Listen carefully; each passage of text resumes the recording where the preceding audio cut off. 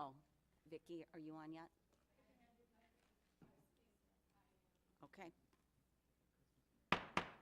Good evening. We'll call this regular meeting of the Common Council to order. May we have roll call, please? Mayor Gates. Here. Vice Mayor Miles. Here. Councilmember Kress. Here. Councilmember Lingenfelter. Here. Councilmember Scott Staley. Present. Councilmember Waite.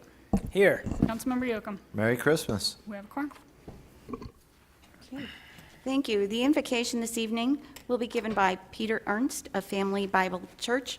Please join me in standing for the invocation, followed by the Pledge of Allegiance.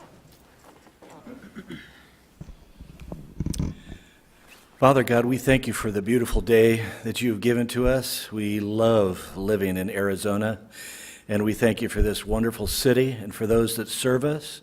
We pray for wisdom tonight, for our mayor and for each of our city council members. Thank you for those that are in elected positions in our state and in our federal government. God, we pray your protection over us as we are a nation of laws. And I pray, Father, that as we come and approach the Christmas season, Lord, that we would be grateful and thankful that we live in a land that still respects religious liberty. So, God, thank you for this time. Give wisdom to now to these ones that represent us. We pray this in Jesus' name. Amen. Amen. Thank you. I pledge allegiance to the flag of the United States of America and to the republic for which it stands, one nation, under God, indivisible, with liberty and justice for all. Thank you. Please be seated. The council may go into executive session for legal counsel in accordance with ARS 384431-03A3 to discuss any agenda item. The following items may be discussed, considered, and decisions made relating thereto. Item number 1 this evening would be the approval of minutes from the regular meeting minutes of December 5th, 2017. Everyone's had an opportunity to review. Are there any changes, corrections, or additions? Seeing none, I'll entertain a motion to approve the minutes of December 5th, 2017. So moved. I will second. Any discussion? Seeing none, all in favor? Aye. Any opposed? Okay. Number 2, awards recognition. ICO Class 1 presentation. Representatives from the Insurance Services Office will present information and recognition to the Kingman Fire Department, which received a public protection classification from the Insurance Services Office of 1. Good evening. Good evening, Mayor and Council. Tonight, real short and sweet, because a couple months ago, whenever this was made public that we received this, it went into effect December 1st, and so we invited up the field representative that conducted our survey and gave us our classification. We invited her up to do a short presentation about what this is, what it means for the city, and how it stands out in the state of Arizona across the country. So if I can pull up her real quick. And I'd like to introduce Susan Wadelich. She drove up from Peoria this evening, so. Hello, my name is Susan, and I'm here to just give a real quick overview of what we did to assess the community of Kingman. And, you know, a lot of fire departments, they do a lot of the work. They do the main part of the work for the assessment for the cities, but it is for the whole community, not just an assessment of the fire department. Okay, how do I get this to go to the next one? There we go. I don't know if you can see the screen that we have here with the short presentation, but basically there's about 46,000 fire districts in the United States that ISO goes through and does an assessment of the community's public protection class. What we assess is not just the fire department, but your water supply, and also your dispatch services that the fire department utilizes for going out and responding for the emergency runs that they do. Let me go on. And There are 105.5 possible points. Normally, we give 100 points. 40 of those points goes to the water score. 50 of those points goes to the fire department, and 10 points of that goes to the dispatch centers. We are currently giving 5.5 extra points for the fire department, so they get extra points on that. I don't know if you can see this, but the classification scale goes from 10 being the worst with very limited to no fire service available, no water, no dispatch services, all the way to a class 1, which is now what Kingman has achieved. And they go in 10-point increments towards that class 1. Countrywide, there are 270 class 1 fire departments. This is based on last July. At that point, Kingman had not achieved the class 1, so it's not in here. We update our records every January and July. And I don't know if you can see this, but in Arizona, currently we have 3 class 1 fire departments, now 4 class 1s, including Kingman. And I don't know if you can see this, but it just shows the different items that we utilize for the public protection class for each city. And anyway, I just want to be here to congratulate you folks on achieving this. This is quite a remarkable thing. As you get closer towards a class 1, it's exponentially harder. I think the fact that Chief Rhodes was going, and the fire department was going through the accreditation process as well, it really helped to kind of push them towards this class 1, but it is quite an achievement. So anyway, I do want to congratulate you all. I think it's a huge benefit to your community, and it just shows a dedication to the public protection class of your community on your behalf. So thank you very much for having me. Thank you for being here. No problem. How about another round of applause for our fire department? Madam Mayor, I just want to thank Chief Rhodes for doing such a commendable job with no extra resources with the department that you had in place at the time. I think it's just a remarkable achievement, and congratulations. Okay. Moving on to item B, presentation by First Lego League Team 3862 and 31707 ETF. The Kingman Academy of Learning FLL team will present their innovative solutions to a real-world problem before their competition in Tempe in a few weeks. These students are required to present to various groups as part of their qualifications for competition. Is anyone here from the First Lego League team?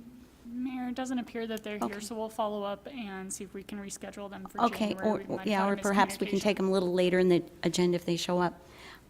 Okay, so if there's no objection from the council, I want to take this agenda out of order a little bit, and if no objection, if we could entertain a motion to go into executive session at this time for airport lease litigation pursuant to ARS 38431-03-4. The city attorney is requesting that the council go into executive session to discuss and provide direction on the airport lease litigation.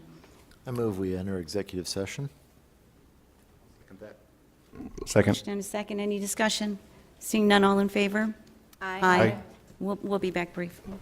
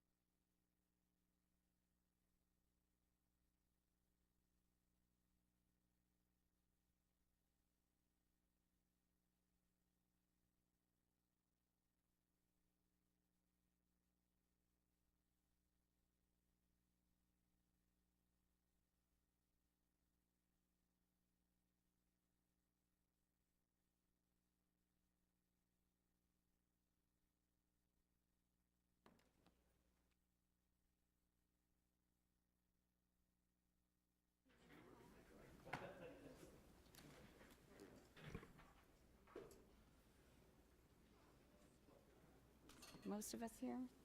City manager?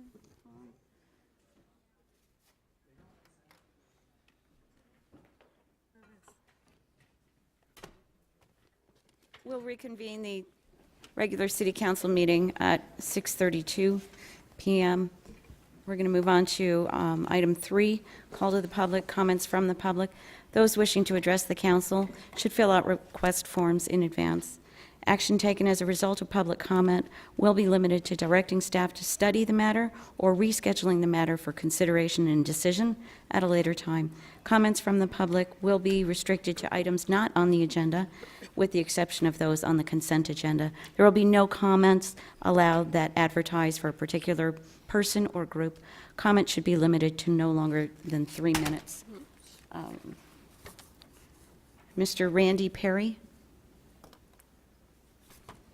Sir, I see you filled out 2 forms, and I'm so terribly sorry. I had no idea that session would go on so long. I'm going to go ahead and allow you to speak on both items and give you your 3 minutes each, with my apologies. I appreciate it. My name is Randy Perry. I'm new to Kingman. I've only been here a couple of months. I came last week to the city council meeting, and I found out, I've been reading about the Kingman Airport Authority. You spent $44,000 as of last 2 weeks ago, and that's what the city attorney had said, that you spent $44,000 of $150,000 allotted. And that, now that the Kingman Authority has filed in district court, I imagine your cost is going to go sky high. This city council voted to go after the Kingman Authority with the advice of a city attorney. How come we're not using the city attorney? You're already paying him. Okay? My next thing is, there's a sign outside the door here when you enter. The only thing you can have in here is bottled water. That applies to you people also.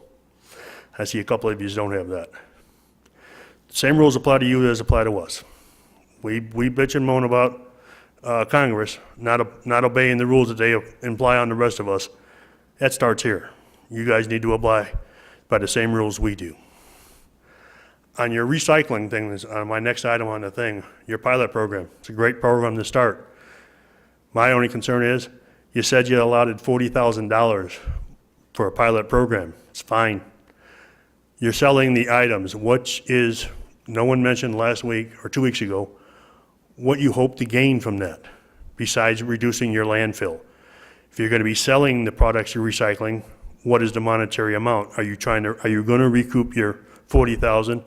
If you increase the product citywide, are you hoping to break even, or what's the cost analysis of that? Are you trying to break even, make money, or is it lose money but you're saving money in your landfill? That wasn't stated. Like I said, I am new to Kingman, but I'm going to be here a lot. Okay? Thank you. Thank you very much. I think we're allowed to respond to public comment, aren't we? No. Not. No. Thank you, Mr. Perry. I don't have anyone else signed up to speak. Comments to the public. Does anyone in the audience wish to address the council at this time? Seeing none, we'll move on to the consent agenda. All matters listed here are considered to be routine by the City Council and will be enacted by one motion. There will be no separate discussion of these items. If discussion is desired, that item will be removed from the consent agenda and will be considered separately. Does anyone on council wish to remove any item for discussion? Madam Mayor, I'd like to request that item E be removed for discussion. Item B? E. E? Okay. Thank you. Anything else from the council? Seeing none, I'll entertain a motion to approve the consent agenda as presented, with the exception of item E. I move that we approve the consent agenda with the exception of item E. I'll second. We have a motion and a second. Is there any discussion? Hearing none, all in favor? Aye. None opposed. Moving on to item E, approval of job order proposal from Desert Construction for street and drainage improvements to Sycamore Avenue between, sure enough, there it went, right there. Excuse me. Just went out. Western and Stockton. Here we go, Western and Stockton Hill Road. On January 17, 2017, council approved a job order contract with Desert Construction for street and drainage-related work. Staff asked Desert Construction for a job order proposal for project engineering 160014, which includes storm drain and street improvements on Sycamore Avenue between Western and Stockton Hill Road. This segment of Sycamore Avenue receives a significant amount of storm runoff from the west, which often inundates Stockton Hill Road. This project consists of installing storm drains, manholes, catch basins, asphalt pavement markings, and other related work. The attached proposal includes a guaranteed maximum price of $749,456.97 for this work. The project completion time is expected to be 90 days from the issuance of a notice to proceed. Staff recommends approval of the attached job order proposal from Desert Construction and authorizing the mayor to sign on behalf of the city. Councilmember Kress. Mr. Henry, I was wondering if, how this particular area was chosen, and if you have a list of priorities for the city for drainage, because we know that there's plenty of areas that need help.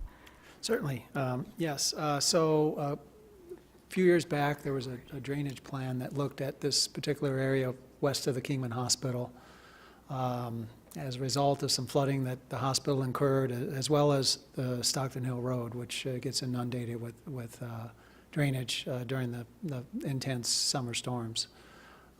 There's already a storm drain underneath Stockton Hill Road that starts there at Sycamore and goes through the Walmart parking lot and deposits into the Mojave Channel, the main wash leading through north of town.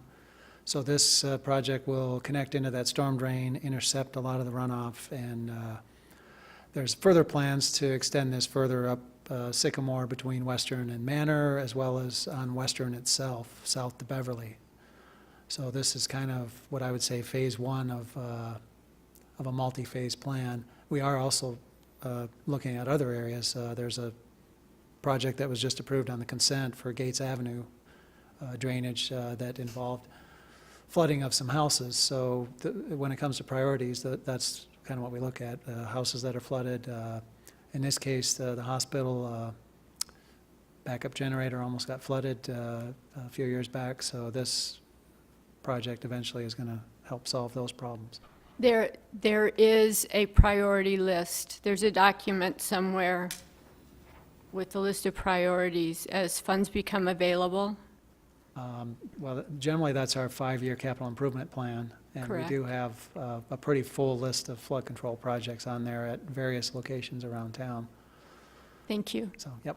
May I ask a follow-up question? Sure. Will this project help with any kind of retention, or is this merely conveyance? This is going to just convey stormwater that right now flows on the surface of the streets and the ground, and take it underground and get it to the channel sooner But and long-term faster. plan, we are going to eventually start looking at that as the ultimate solution, right? Retention rather We than... may be talking about that in January at one of Wonderful. our work sessions when it comes to some detention areas west of Kingman there. Great, thank you very much. Any other questions of staff? Seeing none, I'll entertain a motion. I'll make a motion to approve item E on the consent agenda. Second. Any discussion? Seeing none, all in favor? Aye. Aye. Any opposed? Moving on to item 5, old business, discussion and possible creation of an annual workshop. At the December 5th, 2017 regular meeting, Councilmember Scott Staley had requested a discussion item regarding creation of an annual workshop in January between the City Council and the City Commissions. Staff was directed to put together a preliminary framework for this work session for final council consideration. Staff has identified 3 options as potential framework for this meeting, as well as pros and cons for each council consideration. Staff recommends that the council consider the 3 presented options as well as the fiscal impact for each, and direct staff to proceed with the option that they prefer. Thank you, Mayor. Members of council, City Clerk is going to do the majority of this presentation, and I'll turn it over to her in about 30 seconds. But I wanted to let you know that as she and I were working on this presentation for you tonight, there were a couple of things that struck us that were, at least to me, a surprise. And the first is that it wasn't easy at all to find documentation that each of these commissions had been created and what they were for.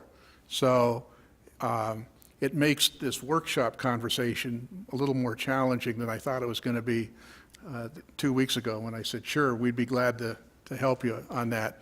So part of the training was going to be, here's what the code says, or here's what the resolution says. We can't do that because it's not consistent between commissions. So that's the first thing. And then the second is that, this could be the city's choice, and I'm just unaware that it happened this way, but usually, in my experience, the council's the one that makes the appointments based on their list of applicants, not confirming the applicant that an individual commission names. And so those two things are different than, in my experience, it, I think, affected how we put this presentation together. So what you're going to see tonight from the city clerk are layout of 3 different options. The first one is our attempt to lay out in detail what Councilmember Staley suggested 2 weeks ago, and then the other 2 are variations of that, and it should be clear after city clerk has finished her presentation, which will begin now.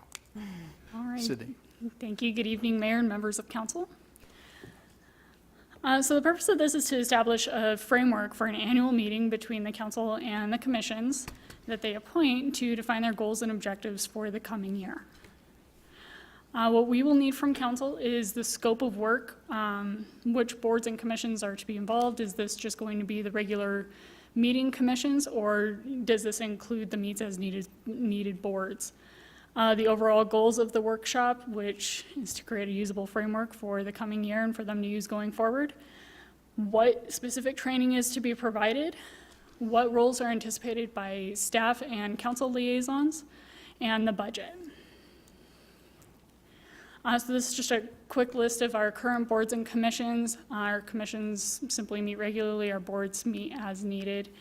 And we have about 10 commissions that we anticipate would be involved in this. So the structure options, option number 1, again, is what was laid out by Councilmember Staley at the last meeting. This would be a council combined work session with all of the current members of every commission for the city.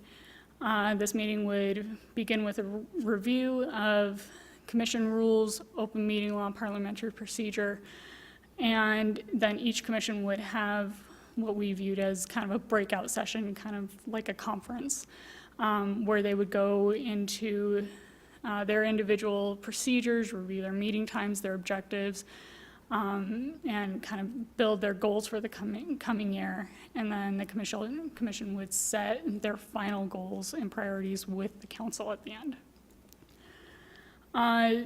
We outlined the pros and cons for each. Pros with this is it gets the council together with all of the commissioners in one place at one time.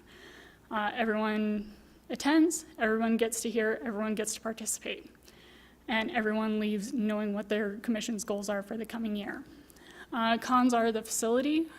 We would need to rent a facility for this meeting just because of the scale. We don't have a meeting facility large enough for this that would be able to accommodate that, so we'd be looking at renting a facility like Beal Celebrations. The support resources, because all of our commissions would be involved as well as the council, we would have to have minutes not only for the joint meeting with the council, but for each breakout session. We have 4 or 5 recording secretaries that operate all of these commissions and handle their minutes, so that would stretch our resources very thin, our staff resources, to be able to keep those minutes for those breakout sessions, and to be able to keep all of that the way we're supposed to by law. And the time commitment involved, we anticipate that this would be an all-day meeting for the council and for all the commissions. Option 2 would essentially be the reverse of this. Council would give the commission their goals for the year. Then each commission would, again, break out to review their individual goals and objectives. and do whatever they need to do to set their priorities in line with what the council provided to them. And the meeting would again begin with a review of their rules, open meeting law, and parliamentary procedures.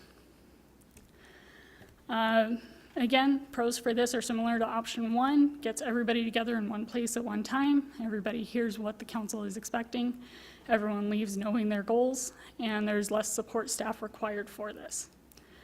Cons are it's not exactly conducive to an easy, free-flowing discussion. Again, the facilities, we'd have to rent a facility for a meeting of this scale. And we would still have some support resources involved in this, just maybe not to the extent of the first option. Option 3 is the one staff came up with. And so our idea was to have all of the boards and commissions meet on this in January after they have all of their brand new terms. And they can come up with some of their own brainstormed ideas of what they'd like to see happen over the coming year. Then invite their chair and vice chair to represent each commission at a session with the council and discuss with the council and receive final input from all of you to return to their commissions and move forward with final implementation. We do also currently provide open meeting law training to each of the commissions at the beginning of every year. We currently do this in January, but we can always adjust that schedule as needed. And we'd be happy to incorporate parliamentary procedure training into this as well. It is something that we have and have offered as needed or as requested, but we can make this built in right with the open meeting law. Pros of this, no support staff is required for this meeting other than just to maintain the minutes for the council. We wouldn't have to have minutes for those breakouts. The commission would have one voice coming to all of you in their chair and vice chair. It's a more manageable meeting size and time commitment. It would certainly shorten the time frame for this meeting, and we'd be able to hold it in a city facility rather than having to rent one. Cons are the full commission would not be able to attend, so you do have an extended time frame. By the time the commission discusses it, it moves up to you guys with this meeting and goes back down to the commission for their final implementation, so that would take longer. So simply, staff is requesting council direction on which option you wish to pursue. And we would also recommend that council direct staff to modify the current council handbook for adoption and use by city boards and commissions to help provide them with some guidance for their new members who come on board throughout the year. And we can build in a specific segment for each commission that outlines a mission statement, goals, objectives, things like that, and we can update that every year. As Mr. Bacon said, that's not clearly defined in code for all of our commissions. Some of them, when they were created, we had to outline that in the code because of the purpose for which they were created, but others it wasn't necessary and apparently was not done at that time. So with that, I'd be happy to answer any questions. Thank you. Let me start by asking, I don't see in here, maybe I missed it, are we going to address orientation for new board members in any of these three options? It's different depending on the option. Our understanding was for a full commission to come in and meet with all of you, or I should say for all of the full commissions to come in, this would essentially be their orientation where they get their open meeting law, their parliamentary procedures, and their goals and objectives for the year. With option number 3, this is something that we build in with the commission handbook, which can be done with any of the 3 options. We'd build that in, but then they would also receive that from staff when they come on board. Well, I think this is a great idea, and I think it seems to me that option 1 and option 3 could essentially have the same outcomes, is what we're looking to do. I guess the one thing I do want to see incorporated in there is that when we appoint someone to serve to a board or commission, I sense their frustration when they're merely handed an agenda and show up at the meeting and really don't have a clear idea of what their role is. So, And part of that is something that we're addressing internally. We're going to be creating an academy of sorts for our recording secretaries to kind of help them when they bring new members on board. But again, part of that would be them receiving that handbook, and it would outline open meeting law and things like that. Have you considered something I'd asked a long time ago? As these are commissions and boards established and appointed by this council, could members of this council not have some role in orientation? Just a thought, just another way to structure. It could be a part of this discussion, I guess. Yeah, that would certainly be a part of the discussion. I see no reason why a council liaison wouldn't be able to assist with that, absolutely. Thank you. Other questions of staff? Yeah. So is there already a commission handbook that they get when there isn't? So that's what you're creating? Correct. Okay, good. I see this as an opportunity to really look at all the weak spots and really tie up all loose ends and make this a better experience for our commissioners. So I like the idea of addressing a handbook, kind of a welcome kit, if you will, and they should really get that as soon as they are elected to that position. They should be contacted by email immediately, and here's how this works. Because I get the sense that it's just show up to the meeting, and they are really lost for quite some time, and that stops them from being effective in their position. So I like that. I like the idea of a council member, whoever the liaison is, maybe being welcoming and reaching out to them as well. I wanted to mention that Central Church had already volunteered to give us a space for free. So we do have a building, and it wouldn't cost us anything, and that is large enough to hold our commissions. I just want to put that out there before anybody sort of makes a decision on which one you want to take. We would be able to cut back on costs. They have all the chairs, and the city could just, they would have to, I think, bring some tables. They don't have enough tables for that, in my experience, but that would be it. Other questions or comments? With respect to options 1 and 3, oh, sorry, thank you. Options 1 and 3, would it take about the same amount of time? I feel like, me personally, I feel like option 3 would be a short amount of time, just because when you have 100 voices in the room, all competing for equal time, that can just kind of draw that conversation on. I feel like option 3 narrows that a bit, because the chair and vice chair are coming in with their set list already from their commission and representing the direction of the full commission. I just have further comment on that, and that's, I describe option 3 as train the trainer. Those of you who have experience in organizational development will know that term.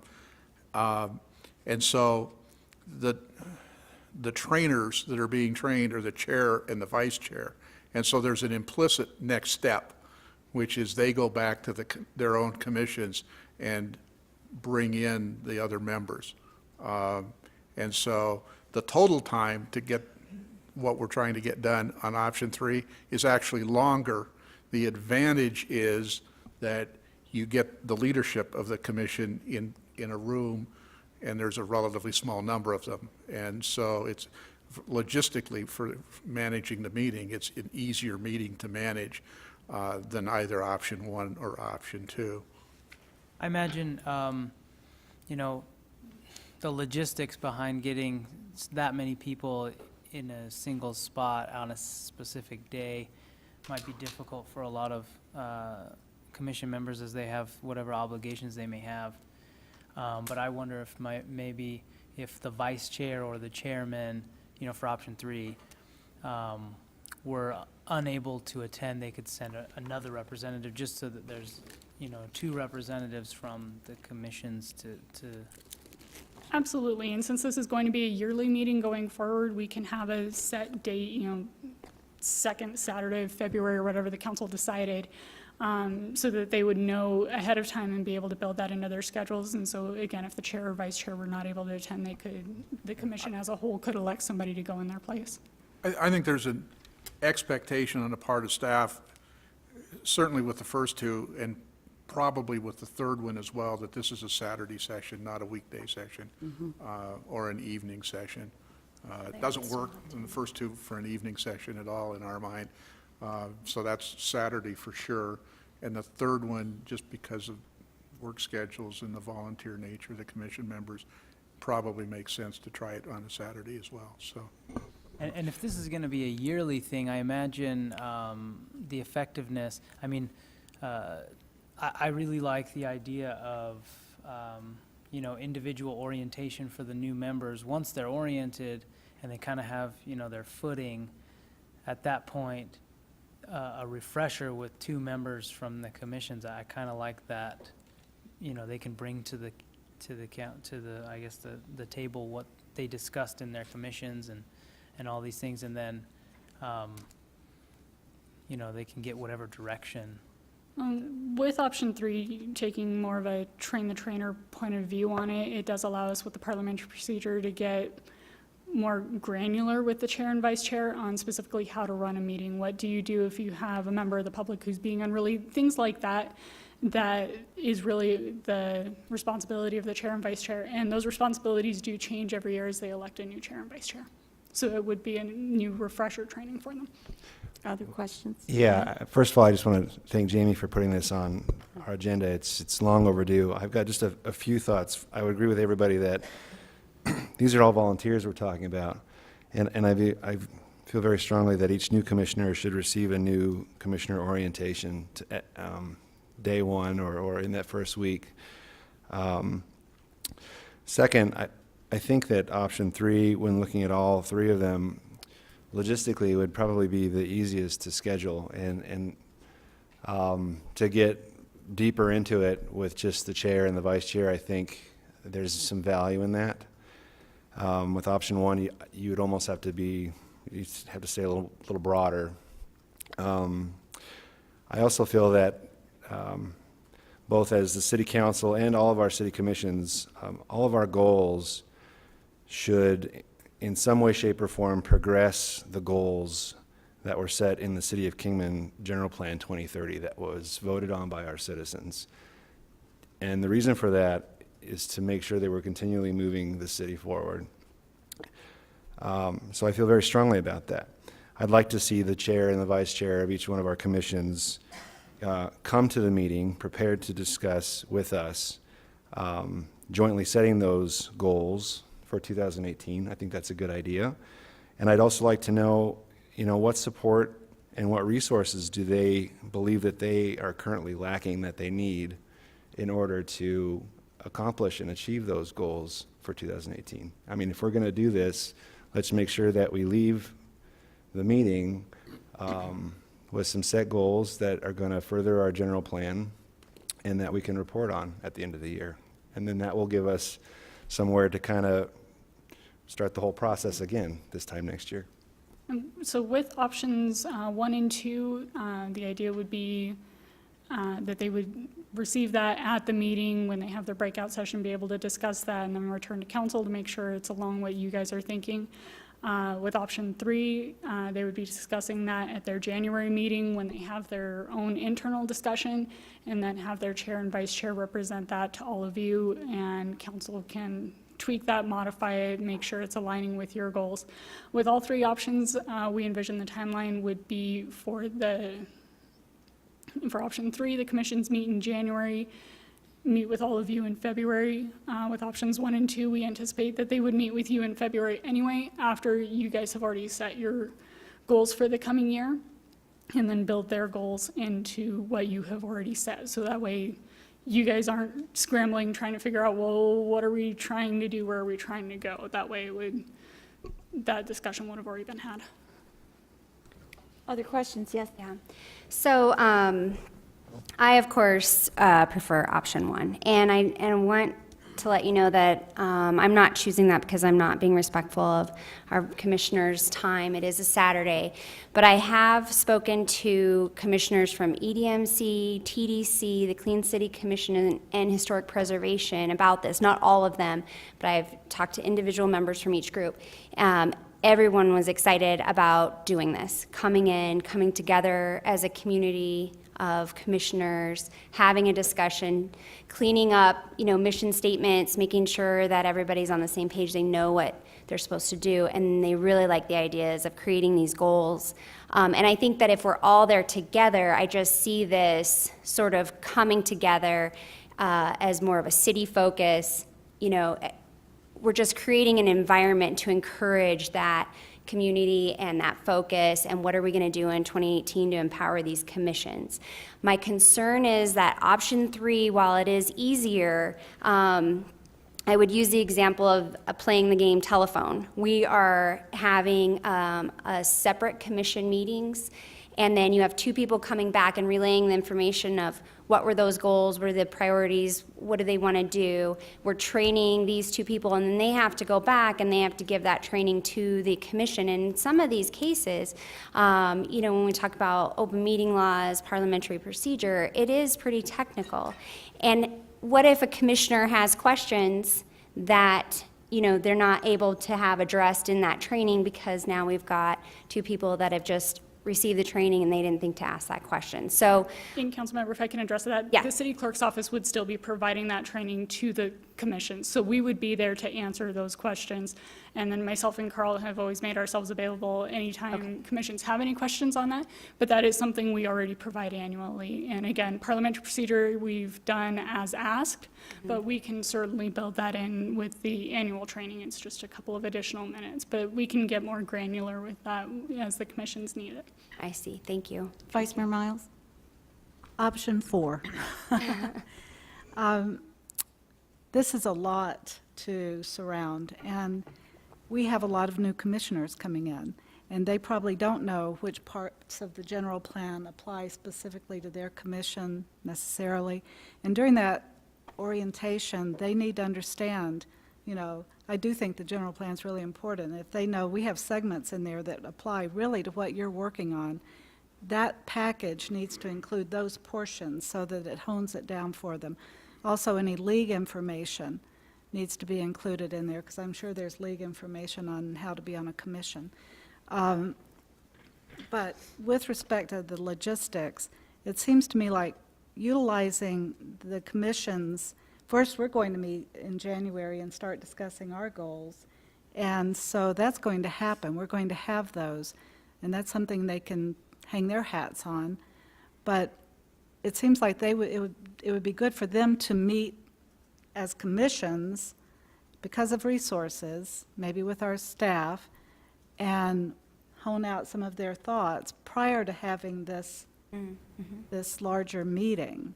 And so that they're empowered to already know where they're coming from, and they know where we're coming from, so that when we get together, it's kind of just to align and make sure we're all together and saying, yes, we're all together on this. So I would do a combination of having them work on it in January and then meeting with them afterwards, In February. maybe as a full group to hone out the final plan. I was thinking really along the same lines, but I was going to suggest that we start with option 3, and then we may bring everyone together, but let's start with, representatives from the boards, finding out their needs, wants, and goals. Well, And I then think we could should assign expand it. them. I think we should assign them to have a work session themselves, because they can't really do this in their meeting. And so they need to, and I know from listening to them, they have a lot of ideas, they have a lot of things that they have on their, just looking at the last P&Z meetings, sign ordinances, small houses, all of these things are very important to them. What's permissible fencing material? These are priorities to them. So if they can work together in their own sessions, lining up a session for each a work session for each commission, and then we all get together and say, here's your priorities and here's our priorities, and everybody says, okay, I get it, and I see how it relates to our development plan, our general plan, then I think everybody have pretty sound direction. And if I may, to address Councilmember Staley's concern about playing that game of telephone where it's going back and forth, the commissions would also have the minutes from that meeting to fall back on, so if they're concerned that their chair and vice chair aren't relaying all of the information, which for me would present a much bigger concern beyond that, but they would also have those minutes to fall back on just in case as well, so that everybody would be able to take those back to their commissions and say, okay, here's what council told us. We have other comments? Because I do have someone from the community I would wanting to just say speak that on this item. I like the ideas presented by you, and if in doing their homework and preparation for this meeting that we're going to be holding with them, if they could just tie whatever goals they may have to the specific sections of the general plan. I think it's very important for us to communicate how they're related, to keep everybody kind of moving in the same direction. And those are things that we can build into the handbook as well, so that as new commissioners come on throughout the year, That'd be they get great. all of that same information. And we can update that as the general plan is updated, just as we would update their goals every I year. think that's a smart thing to do. I do. Okay. Just one more One thing. more comment. Yeah, one of the questions that, for the council was which boards are going to be involved. I really think that the boards that have regular meetings are the ones that desperately need us to do something to help them, whereas the Meets as Needs Board, that's extra people, and they don't have the same kind of purpose where they've got the regular meetings, so they would not necessarily need this, but I would still want to open it up to them if they wanted the training in the beginning, if they wanted, just to get those pieces and then go before the breakout sessions. But really, I think that we only need the ones that have regular meetings. And that was our thought as well, but we didn't want to be presumptive of what the council wanted. Yeah. Sid, do you have that slide that shows the boards and commissions? Right there. So, Mayor and members of council, in response to the last observation and the response from Sid, it would be those commissions on the left side of this slide is who we're talking about. We're not talking about those on the right side. So if everybody around the council table understands that, then we're good on answering the question, what's the scope? But I just would rather know tonight than a week from Thursday. I think we're okay with that? Everyone? Okay. Thank you. Okay, and then what's the council's pleasure on the Ford? I saw a lot of, Well, I still want to hear from, we have a member of the public that wanted to address. I'm sorry, I didn't notice that. That's all right. I want to I'm make sure we get her comments first. And I agree with you on that. Thank you very much. Yes, ma'am. Siri Tabbert?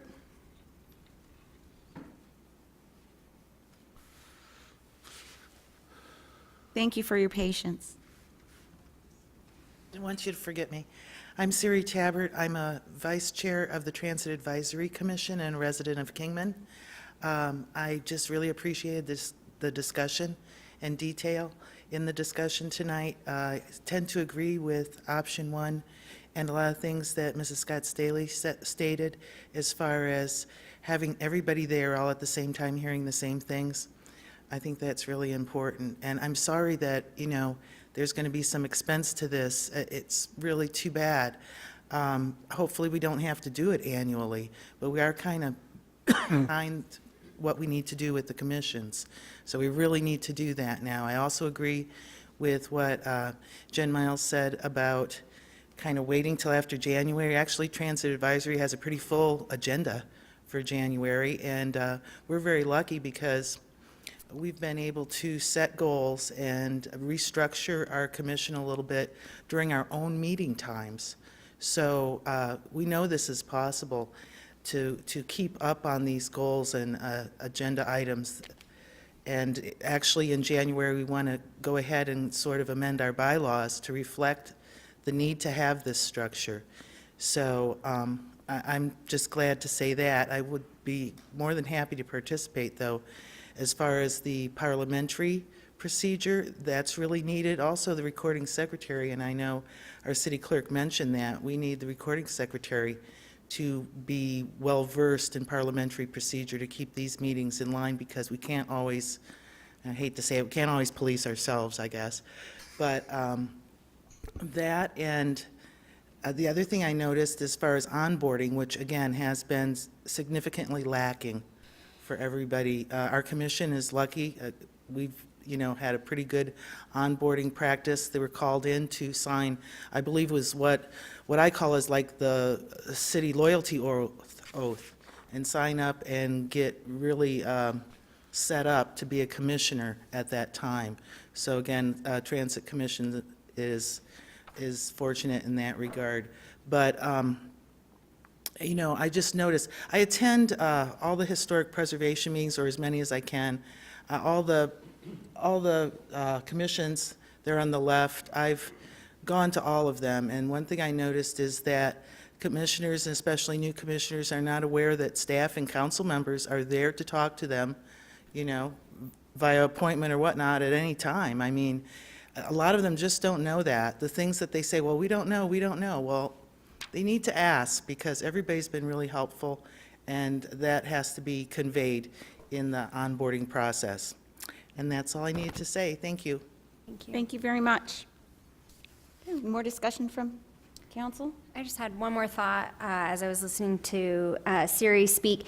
It might be a good idea to do some kind of a survey for each commission member before we do this, to make sure that we're addressing all their concerns. You know, I think every commission is very different, and they have different obstacles ahead of them. So maybe allowing each member to fill out some kind of a survey. What would you like to see in the meeting? What training do you think would be beneficial to you? Do you need a new mission statement? I don't know, those kind of questions, just to make sure we cover it all. I mean, if we're going to do it, let's do it right. That's it. Mr. Dickmeyer, do you wish to address the council? Yes, thank you.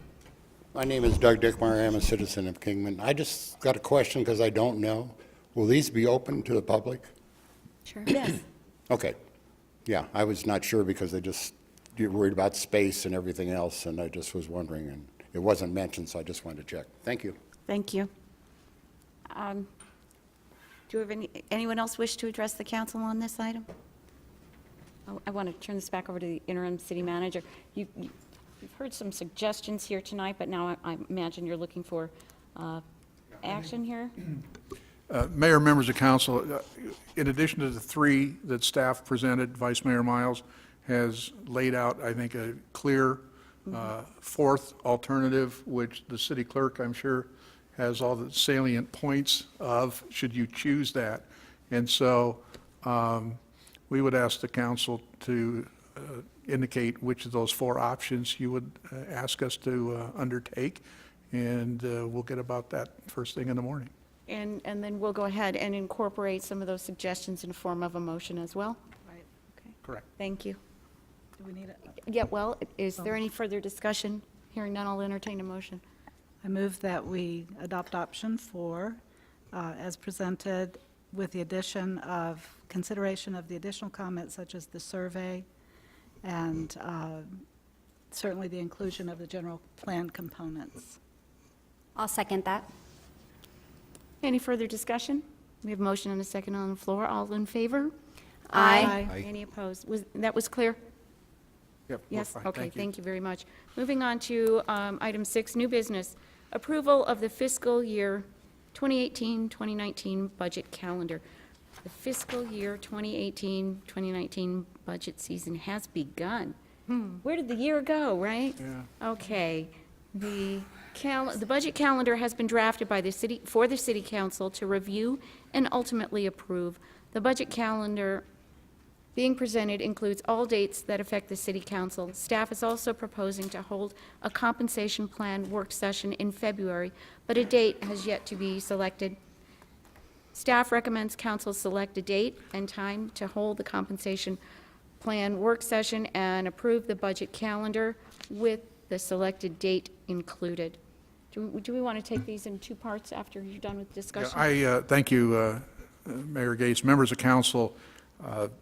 It is budget season already, and the finance director and I had the first meeting between the interim city manager and an individual department director 2 weeks ago today, and our collective assessment was we were late, and so we're trying to get on schedule. We appreciate the feedback we've had about January 9th as a day for a work session that hopefully after it's completed, you will agree with the statement I made when we first met, that a budget process should start with council's priorities and be driven accordingly. And so there are a lot of activities that you've been emailed on to relate to that. The schedule that Tina will present to you, as the mayor's comments indicated, has a block of time for the compensation plan. I placed in front of your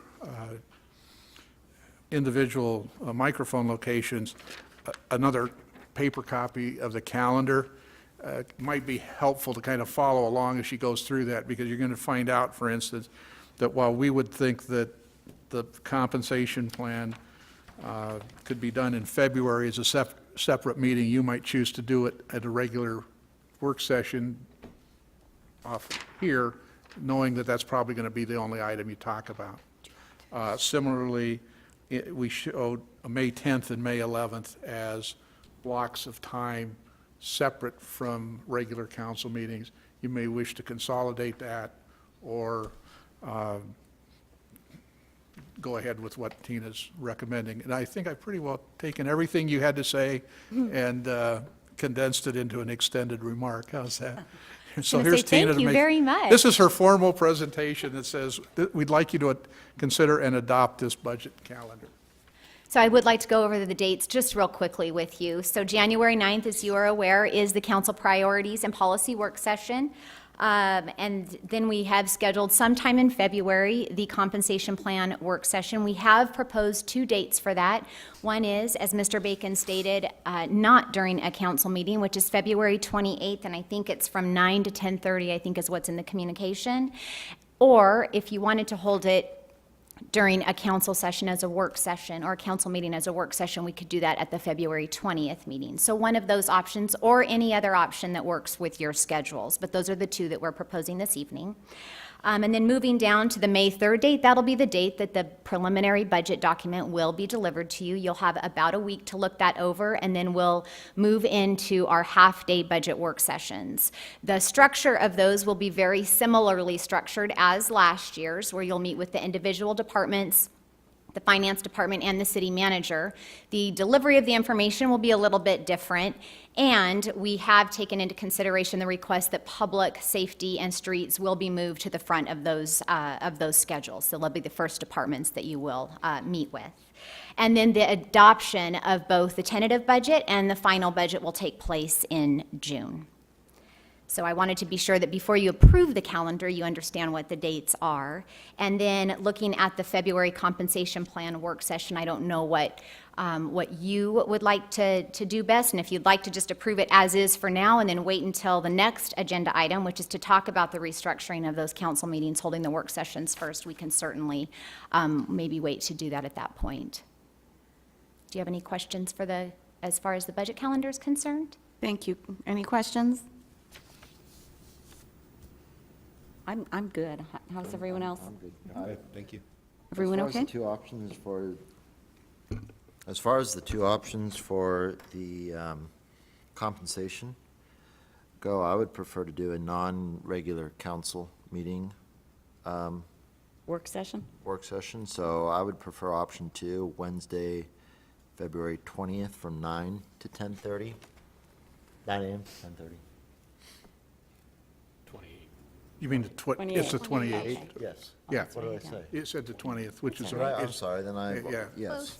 We just wanted to make sure we were on the same date, so we're good. First of all, I want to say thank you so much for putting this together. This is so organized and concise and gives everyone here the opportunity to make sure that they can adjust their schedule to be part of this important discussion. So thoughts on approving this calendar? On the 28th. The 28th? As a special meeting, Right, okay? 9 to 10:30. And then. 10:30? When you're reviewing the budget, this is more my own experience talking. There are some city councils who want to do it all in one day, and they think that's a really good idea until about 1:30 in the afternoon. And so we took the liberty of proposing 2 separate days that are shorter. But it is 2 separate days, so if you're okay with the 2 separate days and the 28th, then staff has the information it needs and would appreciate a motion to adopt the budget calendar for fiscal 18-19. I'll entertain a motion So moved. to approve the fiscal year 2018-2019 budget calendar as presented. That being with the February. work session of February 28th. 9 to 10:30. Yes. We have a motion. Is there a second? I'll second. Any further discussion? Hearing none, all in favor? Aye. Any opposed? Thank you very much. Thank you very much.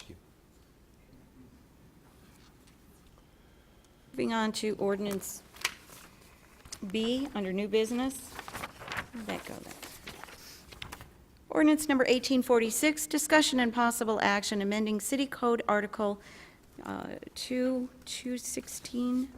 Discussion and possible action amending City Code Article 216 1D, defining meeting structure. Staff recommends approval. Mr. Bacon. Thanks. I'm trying to master the technology here, and I'm in second place right now. Right there, like, okay, I think I got it. Thank you, Mayor Gates, members of council. I am presenting on this item because as I looked at the way the agenda was constructed, I noticed that we had action items mixed with information items, mixed with work session items, and tried to figure out how to get that all done in one meeting. And so what I did was to make sure that I wasn't just looking at one instance, went back through the last 6 months of your agendas, and sure enough, the pattern repeats itself. So what you're about to hear tonight is a proposal to revise the city council agenda process so that your meetings start at 5:30 with work sessions, and then after the work session, you go into probably a little break, and then start the regular business meeting, so that when you convene the business meeting, it's all about motions to adopt or motions to amend or whatever that business item is about. So with that, it's another way of saying that the objective in this is to improve the process by which City Council schedules and considers its agenda items. As I said, the current process mixes discussion and action items, and I think equally important, if not more, there's no schedule for future items. You just saw a positive example of having a schedule laid out for 5 or 6 months when you were considering the previous item. It would be a lot more difficult to have had that conversation if you had no idea what was intended to be discussed in February, March, or April of 2018. This is the current code. For those of you who need to know that or want to know that, Carl Cooper is the only one I know who wants to know that. The proposed process creates a schedule, the calendar that we just referred to, showing future work session topics. This agenda is segmented into work sessions items and business items, as I mentioned. It is intended to clarify council members' ability to add agenda items to future work session calendars during the business meeting. So at the end of tonight, if you look at the calendar and you say, hey, wait, I want item X and I don't see it anywhere in the next 5 or 6 months, just like always with individual members can put an item on the agenda, you just say, I'd like this added to the calendar, and could we do it in whatever your time frame is. And then the calendar that I placed in front of your work areas tonight is one that would be maintained and updated as a 6-month calendar of future work session topics. I would see this actually being incorporated into the appropriate item on the agenda so that you all know what's there every 2 weeks when you come to council meetings.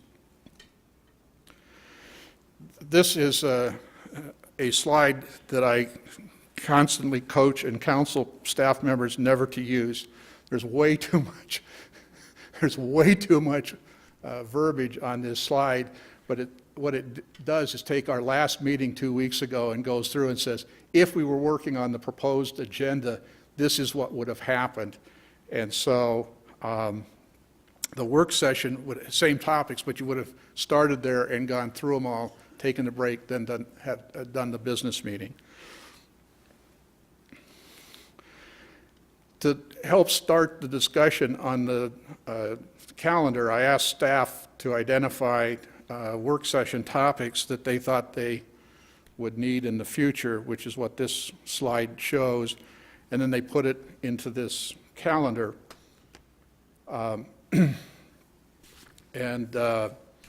This is one of the places where I think we're going to have some conversation, because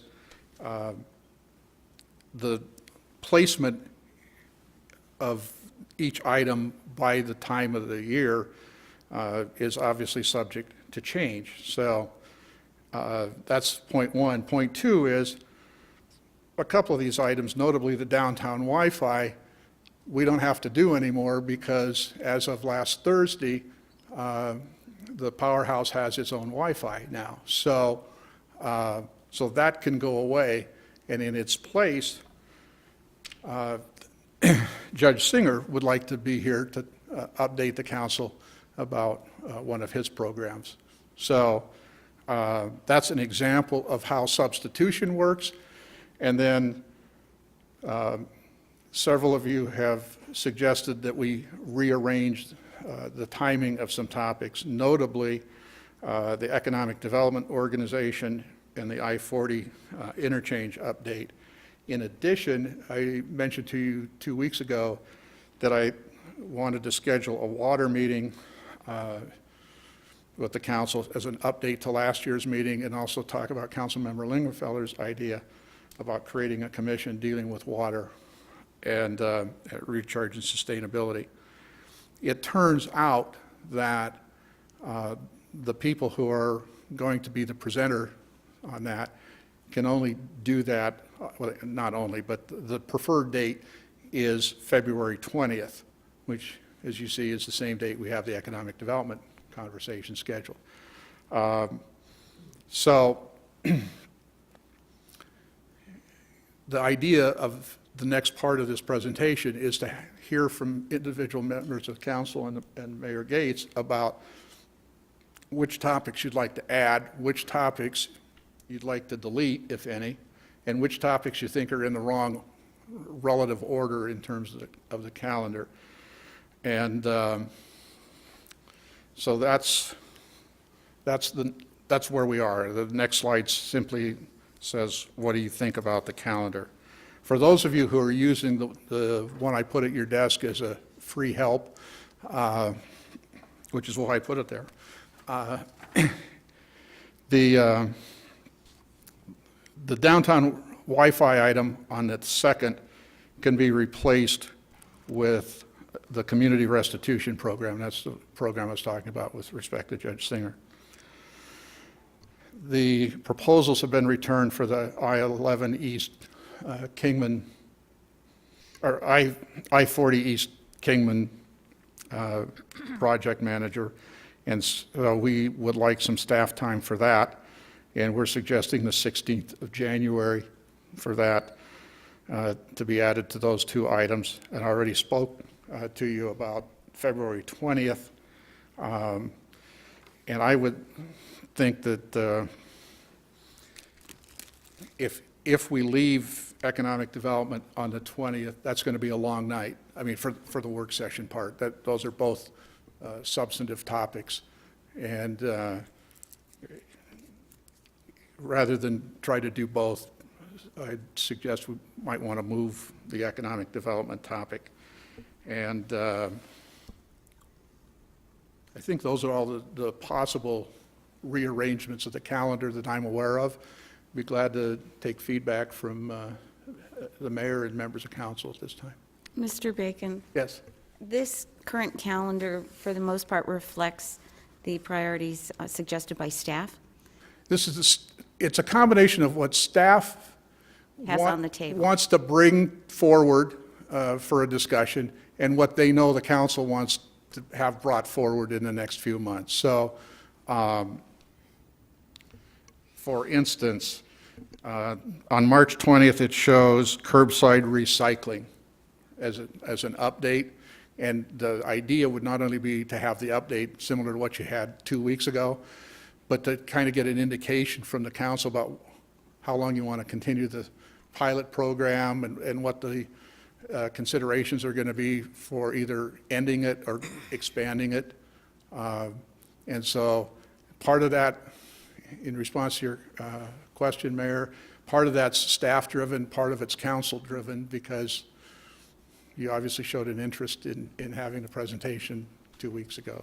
Well, the reason I was asking that, we're going to have a work session on January 9th where Yep. this council is collectively identifying their priorities Yeah. for the upcoming budget. Right. So Well, there'll be more. my We'll just thinking is, continue. I'm we'll sorry. be adding a lot to the calendar We will. after that. We will. That's, Right, okay. that's exactly right. Okay. And I can tell you that, not just because of that, but because of that, right? You can expect this calendar to be revised pretty much every time you convene a council meeting. I mean, it's, the whole idea is to let individual members of council know that the topic that matters to them is going to be scheduled for a discussion with the whole group.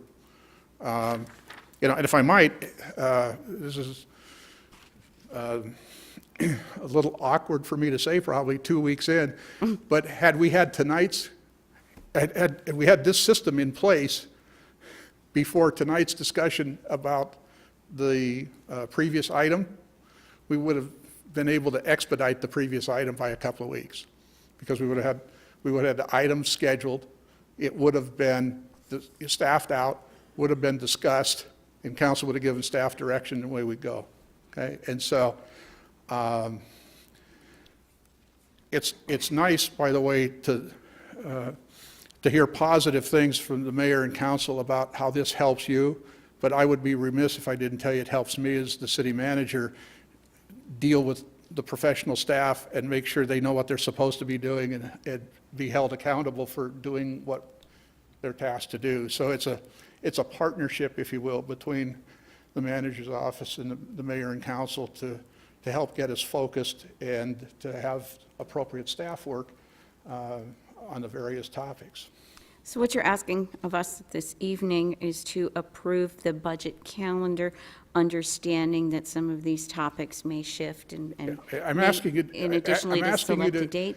I'm asking you to do two things tonight. Right. I'm asking you to adopt an amendment to the ordinance which puts this system in place, and then I'm asking you to adopt the calendar as you choose to have it tonight, knowing that 2 weeks from now, on January 2nd, it's likely to change, and 2 weeks from then, after the budget workshop, it's likely to change again.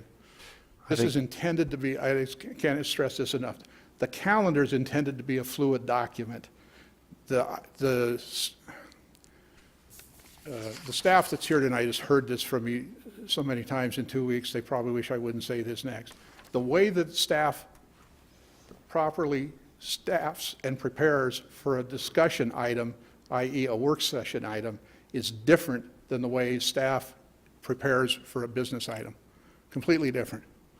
And you saw both tonight. You saw an action item and you saw a study session item. Yeah. Councilmember Lincolnfelter? Thank you, Madam Mayor. So item 6A, we approved the budget calendar and Yep. and understanding that there's going to be future changes to that. And this item, we're discussing the placement of these work session topics. Right. And then also possibly approving ordinance number 1846. Is that Well, correct? Yeah. We're still on 6A. We're on so- 6A? Yeah, we're still on 6A. Yeah, but I understand that they work together, but I'm just assuming that we need to address item 6A first and then 6B? I thought we did. I was going to say. Didn't we We're already good? approve item 6A? Okay, thank you, my mistake. So we're good with that, so now we're on ordinance 1846, discussion and possible action amending city code. And just to be clear, Mayor, and it's my fault for not articulating this better, the ordinance change allows us to change the structure, Okay, okay? The calendar is a dynamic part of your council meeting because of that. And so if there are changes you want to make to this draft calendar that was distributed, I'm more than willing to entertain those. And there might be some things from the day as tonight where you say, hey, you know what, this item isn't on, I'd like this item included, or you want to talk about moving something from in the out months to the near months, or from the near months to the out months. I wouldn't speculate on how that works. thank you. Any other questions? I have a- Yes, Councilmember I'm sorry. Staley? Oh, sorry. One question, when we're talking about modifying this calendar as we move through, and Right. obviously it needs some flexibility as more important issues come up. Who decides, who has final say in how the calendar changes? I mean, what I think is really, really important might not be what Councilman Waite thinks is important, and so on and so forth. So my intention is that every regular council meeting, at the end, in fact, I think I have a slide that shows it, is additions to the calendar and approval Right. of the calendar. I saw that. So the item, each member has the ability to place, right? The sequencing of when that happens, which is, i.e. the approval of the calendar, that's a collective decision of the group. I have a couple of questions Yes. that would help me. The website redesign item that is currently scheduled for January to 2nd. January 18, what does that encompass? We're just going to take maybe 10, 15 minutes to introduce that we're initiating a redesign of the city's website, and it lays out what the goals are and what our expectation is. It's not in-depth at all. It's basically an awareness to the council that that's what we're doing and giving an idea of what we're trying to do with it. And I probably use 2/3 of that time right now to answering your question, Sure. Councilmember. And then Miss- the other one was home rule? Councilmember Yocum. Mr. Bacon, Comment? for clarification purposes here, we are on item 6B, ordinance, possible adoption of ordinance 1846, and we're talking about a work session calendar, not the budget work session calendar or work You were correct. calendar that we already approved. You're correct, Part Councilmember. of 6A. And this work session calendar is subject to change at each and every council You are correct. meeting. You are correct. Okay, now on ordinance number 1846, I'm sorry, I didn't mean to interrupt anyone. You're fine. It says that adjusting from how it had been previously, new is in bold and strikeout would be struck. I don't see anything struck, and I only see, then I see the work session flow chart. I don't quite follow the, and I don't see that that's in bold. It's all capitalized, but not bold. I don't see specified adjustments via emboldened text or removal by struck text. I can answer that real briefly. Thank you. Work session is in bold. It's capital bold. And then the next page, council request for future work session agenda items and/or calendar adjustments is capital bold. There is no strikeout. That's just standard language when you're doing this legislative adoption. So really, those are the changes you're proposing? Those are the two changes. Okay. Correct. Thank you. I just felt like we went backwards. We were back on the previous item. My apologies. That's all right, don't worry about it. Okay, so other questions on ordinance 1846? I have a question. Does this impact the part of our ordinances dealing with special sessions? No, This is strictly on, this is just addressing the normal council meeting and the flow of that council meeting. okay. Other questions? Yes, I do have some other questions, thank you. A similar question, the home rule discussion that you have calendarized for 2/6, what is that going to encompass? Just very briefly.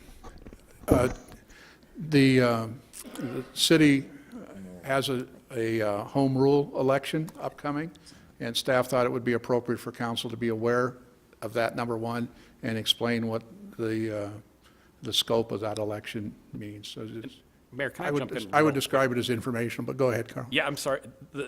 I think the calendar is very illustrative of what we're trying to accomplish and some of the stuff that Mr. Bacon is trying to relate to us. But we can't go into details on that calendar because that's not what That's we're not- talking about. Okay. Yeah, So I'm just sorry, I'm trying to keep make us sure we're all focused on the focused on what we're ordinance, doing. right? He's just trying to make Okay. sure that this is the process you guys are looking for. Right. If everything is on there, but the true agenda item is the ordinance. I'm sorry. Thank you very much. It's okay. It I just didn't got mean to confusing. get, part of the discussion here, I'm looking at a slide right now that says additions, deletions to the calendar. Right. Right. And I want to make sure, just like we know that there's going to be changes because it's a fluid document to the budget calendar, I assume that this is going to be the same way, right? Yeah, this And is so, yeah. when you go like, I think of Stephen Covey, and he has this illustration where he has this glass jar. Right. And he wants to make sure he puts the big rocks, priorities in first, and then he puts the little ones around them, right? Got it. That's kind of what I'm trying to go for, right? Right. That's why I ask. Yeah, so go ahead. I'm sorry, Councilmember. Sure. Let me take some inspiration from Councilmember Yocum.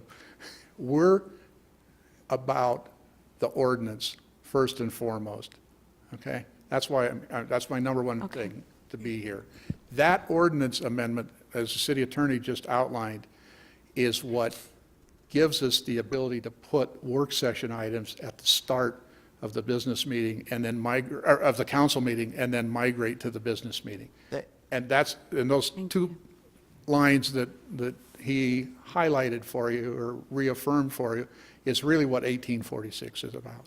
Thank you. Thank you. I do understand and appreciate that, but the additions, deletions to calendar proposed question here on the slide is not part of the agenda item.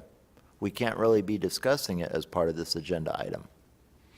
We've got the proposed, No, I get where you're All at. right. proposed calendar, but We just got a little off. I think we're good now. Yeah. Because that's why I thought we hadn't approved the last item, because we kept discussing it. But this is strictly about 1846. I like it. Thoughts from council members, or if there's no discussion, I'll I have entertain a one motion. question. Go I ahead. do have one question.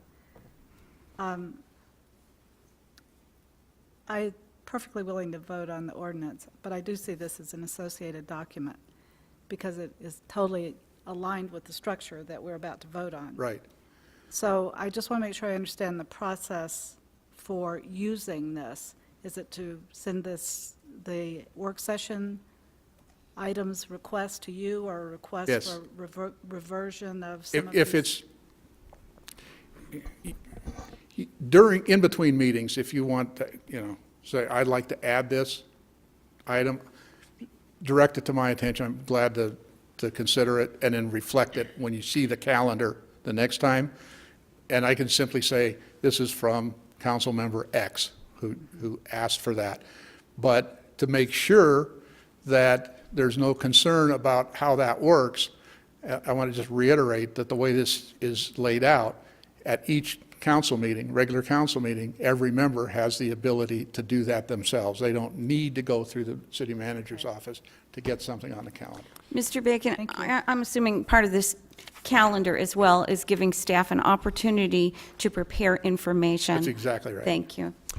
Other questions or comments? One last question before I vote on this.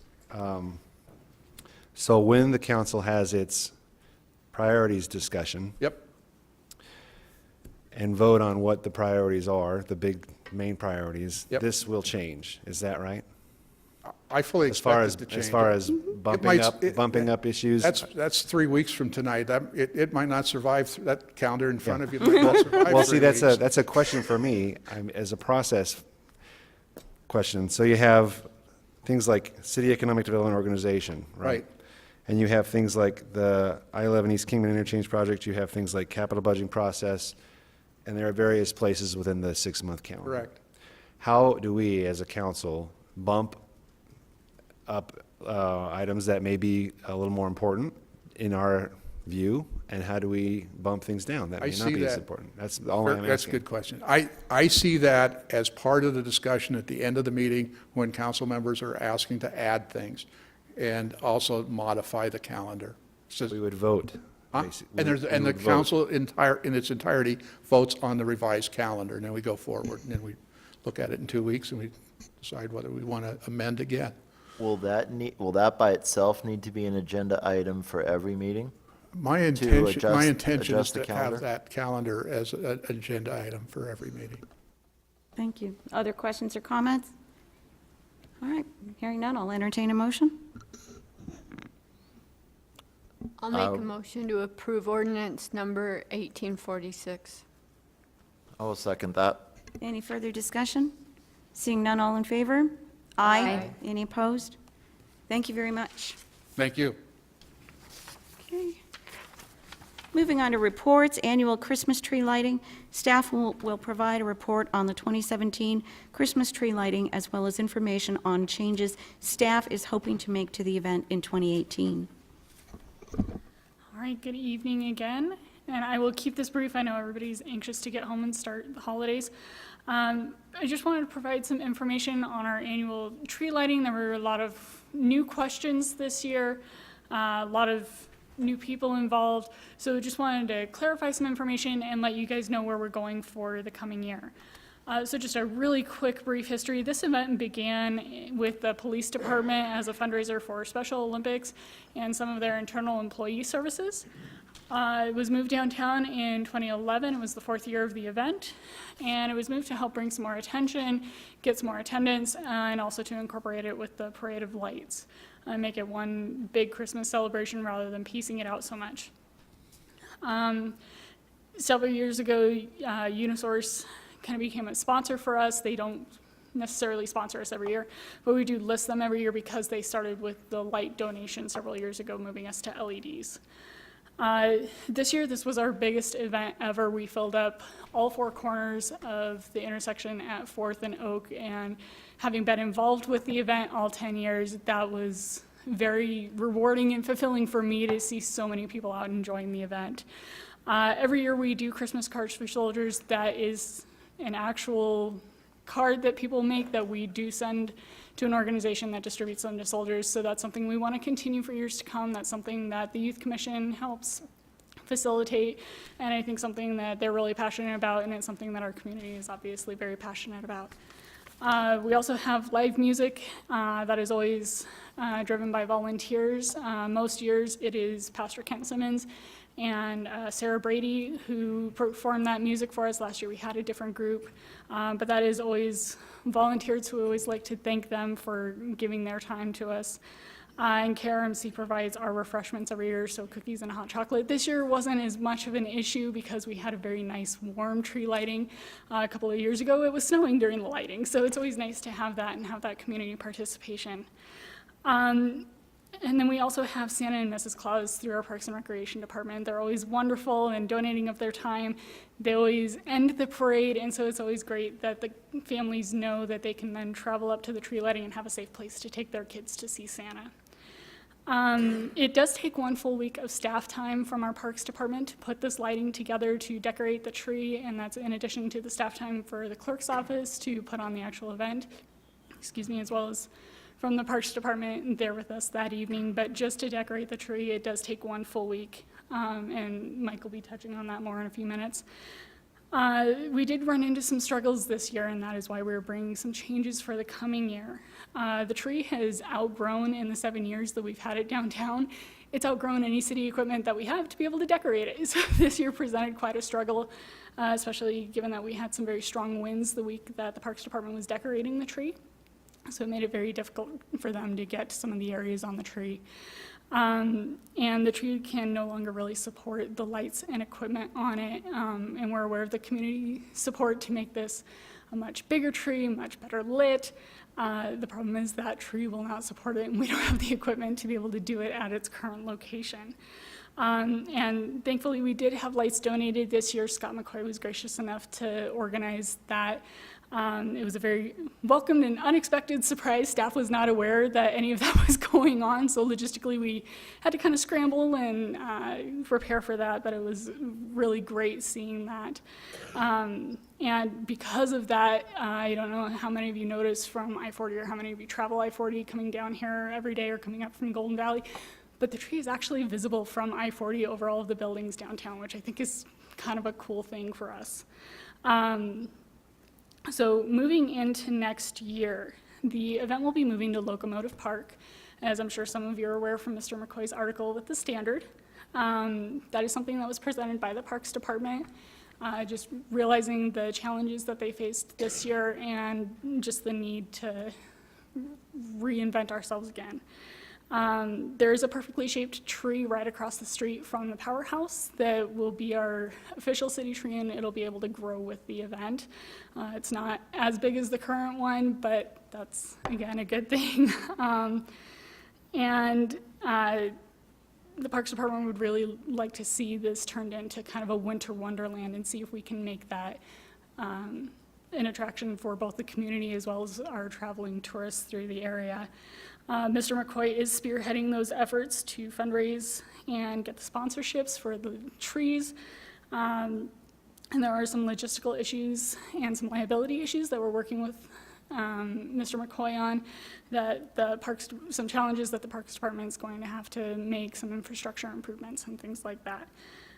There are also some scheduling logistics, so we will no longer be able to hold the lighting in conjunction with the Parade of Lights, and just because of the logistics surrounding the parade and being able to move people back down through the parade route, it's just really not going to be conducive to public safety, getting everybody back down that way. So we'll be moving it to Friday evening. We'll be doing a really big media push and trying to get all of that information out ahead of time. So rather than a one-night celebration, we'll be turning it into a weekend-long Christmas kickoff. And so part of the reason for this report is we'd like to ask for council support in the coming year in helping with Mr. McCoy's efforts to get those fundraisers and get people to donate, but also just your support in helping get the word out about the event and the changes that we're making. So, and I believe Mike had a report as well.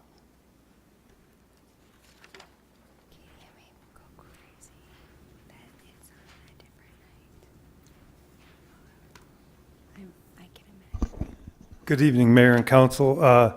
Sydney touched on the cost of decorating the tree that we have behind the city complex and the challenge it is to try to make that look like a Christmas tree. It takes our crew 3 employees all week to do that. It's in the neighborhood of $3,000 to try to get that. And this year the group donated, I think it was 83 new strands of lights, which we end up putting on that tree. And still, I think it has a ways to go before it really looks like a good tree. And I think there's a better tree in Locomotive Park that would make that much more beautiful, I think, that the Pole Park area, and much more visible for people going through our town. I think what we would like to see really is the decorations on the city complex. That takes us about $2,700 worth of labor to decorate the city complex. And if we could lessen that and take that all down to Locomotive Park, we think it could be a lot more visible, and even put the Santa Claus that we have on the city complex, maybe put that on the powerhouse or somewhere where it's visible as people drive through our town and see that. Because where our city complex is, a lot of people don't get up there and see that. So that's kind of what we think. And there would be some cost to doing this in the neighborhood of, we think, $5,000 or so. We have some conduit runs where we're going to have to, if they get the amount of lights that they think they can get, it's going to take more power around the park in different areas. They would really like to see a lot of those, every tree in the park decorated is what they would like to see. So, and they think they could get Unisource maybe to help out do it, and we're gonna have to work through those issues with our risk management department and our legal department probably too. So there's gonna be some additional circuitry that would be needed and a lot of extension cords and things like that to do the things they want to do. So, but they're really excited about it, and I met with Scott McCoy at Locomotive Park, and I personally think it would be a lot better to have it there than decorating the city complex and the tree, try to make that tree look like a Christmas tree, because the shape of it is just not conducive to making it look like a Christmas tree. So with that, I'd be happy to answer any questions. I just want to say thank you so much, and it was an amazing job. I don't remember seeing that many people turn out for this event. Very well done. So look forward to having discussion in budget sessions about moving forward, how we're going to prioritize this and set budgets for these events as we continue to grow. Thank you. Other questions or comments? I just have one question, and it's kind of out there, I guess, but I've seen other communities, and I'm not sure what the cost would be, but those portable ice skating rinks, and kind of co-locating that down with what you're trying to do, I think that would be wonderful. I know that the city can't fully fund something like that, but including that in our donation efforts would be pretty cool. We can look into that for sure. And I can address that a bit. We are aware that there's community support for that and a group who is quietly looking at the cost for that, and they would be fundraising and funding that privately. And so we would work through that as far as contracting, since it'll be on city property for liability waivers and things like that. But there are rumors of a group privately looking at that. Yeah, I've spoken with them. good. It's exciting. Okay, any other questions or comments? I just have one Yes. question, if I could. I hear you guys talking about lighting up one tree. No, okay, because I've already volunteered to light up an entire tree, and I've seen a list of a lot of different people in the community that are volunteering as well to take on an entire tree. So I just want to make sure No, we're all on the same page. The city would be doing one One, tree that would okay. be our official Christmas tree. And it is one tree that is located right across from the powerhouse, really close to the walkway. But that would be the official city tree, but no, the others would all be lit up. And then right now, Locomotive Park is currently lit up the week of Thanksgiving. And so we would hold off on lighting that until everything is lit the night of the I lighting. think that's great. Thank you.